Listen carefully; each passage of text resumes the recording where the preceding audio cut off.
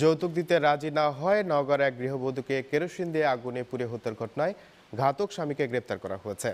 সন্তানের এমন মৃত্যুতে শোক স্তব্ধ বাবা মা। নির্মম এ ঘটনায় ক্ষুব্ধ এলাকাবাসীও। অভিযুক্ত স্বামী দ্রুত বিচারের দাবি তাদের। নওগাঁ প্রতিনিধি একে সাজু রিপোর্ট জানাচ্ছেন সম্রাট আনোয়ার।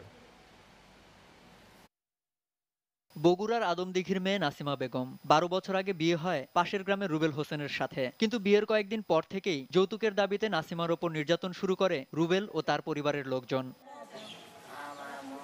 এবছরের শুরুর দিকে নওগাঁয় কসমেটিক্সের দোকান দেয় রুবেল। সে সুবাদে নাসিমা তার একমাত্র মেয়ে রুবাইয়াকে নিয়ে স্বামীর সাথে নওগাঁ যায়। কিন্তু যৌতুকের দাবিতে নির্যাতন চলতেই থাকে। সে সময় নাসিমার বাবা রুবেলকে ৭০,০০০ টাকা দেয়। পরে আরো ১০ লাখ টাকা দাবি করে রুবেল। যৌতুক দিতে রাজি না হওয়ায় ২৪ অক্টোবর নির্যাতনের পর স্বামীমার শরীরে কেরোসিন ঢেলে আগুন দেয় রুবেল। চিৎকার শুনে এগিয়ে আসে প্রতিবেশীরা।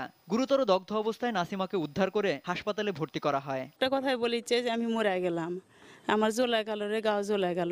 এই বিচার আমরা চাই, মানে না প্রধানমন্ত্রীর কাছে এই বিচার আমরা চাই চাই চাই। ১৪ দিন মৃত্যুর সঙ্গে লড়ে শেষ পর্যন্ত হার মানে নাসিমা। মেয়ের এমন মৃত্যু কোনোভাবেই মানতে পারছেন না বাবা মা। সুষ্ঠু বিচারের দাবি তাদের।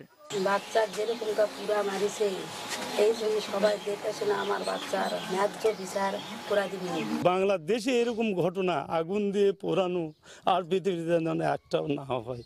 এদিকে ২৪ অক্টোবর নাসিমার চাচা লুৎফর রহমান বাদী হয়ে নওগাঁ সদর থানায় নারী ও শিশু নির্যাতন আইনে একটি মামলা করেন। মৃত্যুর আগে চিকিৎসাধীন অবস্থায় পুলিশের কাছে স্বামীর নির্যাতনের বর্ণনাও দিয়ে যান নাসিমা। গতরাতে নওগাঁ থেকে রুবেলকে গ্রেপ্তার করে পুলিশ। এবং এই মামলা তদন্তে যা যা করা দরকার সবকিছু আমাদের সিনিয়র অফিসারদের সাথে সমন্বয় করে দ্রুত আসামিকে বিচারের জন্য সোপর্দ করবো ইনশাআল্লাহ।